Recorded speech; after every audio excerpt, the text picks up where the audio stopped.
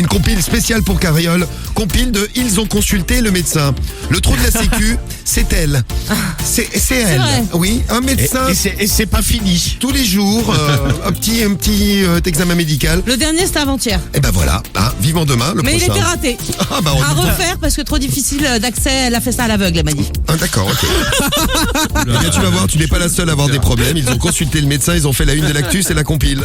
C'est la compile du morning de Diffoul sur Skyrock. Ah, avec une championne pour démarrer la compile à la place numéro 3. Numéro 3. Ah, une vraie championne. Vous savez, des fois, les médecins, ils aiment bien un petit peu compiler les rendez-vous. Est-ce qu'on leur dit un petit peu comme les... Compiler les rendez-vous, est-ce qu'on l'a dit? Tu sais que je ne comprends J'ai absolument absolument rien. Non, mais ils aiment bien compiler des choses un petit peu anecdotiques qu'on leur a dit, que les patients leur ont dit. Ah, tu veux dire qu'ils prennent des notes. Ok. Voilà, ils prennent des notes, un petit peu comme... En gros, c'est des anecdotes, c'est des Voilà. anecdotes de médecins, quoi. Exactement, comme on fait, vous savez, avec les copies du bac tous les ans. Ouais. Eh bien là, ça se passe à Lille. C'est une femme Les qui... perles des médecins. Les Voilà. perles des médecins. Une femme qui apprend qu'elle est enceinte, donc voilà, elle fait sa première échographie et là le médecin lui dit mais madame, vous n'allez pas avoir un enfant mais deux puisque vous êtes enceinte de jumeaux. Pas con. Et là elle demande à son médecin, c'est véridique, mais ça veut dire quoi docteur? Que la grossesse va durer 18 mois? Bien sûr. Le père, le père était à côté, pas plus instruit, était persuadé aussi que c'était 18 mois. Il attendait la réponse du médecin. Bon, c'était peut-être l'émotion après tout, mais Oui, on va dire ça, le ouais. médecin les a rassurés. Non, madame, ça ne durera que 9 mois. Très bien, heureusement qu'ils ont payé des triplés, sinon ils te rajoutaient 9 mois de plus. Moi j'ai une championne aussi, à Narbonne, une mère de famille. Numéro 2. Une mère de famille qui appelle son généraliste. Alors sa fille, elle a 17 ans et puis elle est victime de constipation chronique. Donc elle fait pas caca. Bon, et là il est 23h, un dimanche soir. Elle appelle le médecin. Bon, le médecin est habitué parce que la patiente appelle régulièrement, habitué à sa constipée chronique.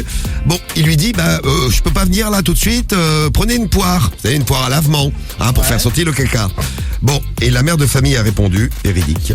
Des poires, on n'en a pas, mais il nous reste des pommes et des clémentines à la maison.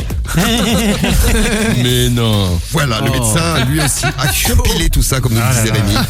Et c'était la place numéro 2 de notre compile. Numéro 1. Numéro 1. Eh ben on reste en France puisque nous allons direction la Bretagne. Alors là c'est une histoire, un cas d'école entre guillemets. Un homme s'est présenté chez le médecin, voilà il avait le kiki tout gonflé, un œdème à la verge. Et c'était tous les vendredis matin. Moi, ça m'arrive, mais moi, je bande dans ces cas-là. Oui non mais là c'était vraiment gonflé un peu bizarrement, tu vois. Voilà, il y avait un problème. Et c'était tous les vendredis matin.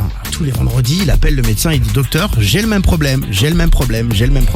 Le généraliste à un moment donné commence par lui poser plusieurs questions. Mais qu'est-ce que vous faites comme ça le vendredi matin qui est différent d'habitude? Est-ce que vous utilisez un savon qui n'est pas le même quand vous vous lavez? Je sais pas. Et là à un moment donné le mec il réfléchit et il comprend ce qui se passe. En fait il était allergique à un rouge à lèvres. Pas celui de sa femme, celui de sa maîtresse. Ah non.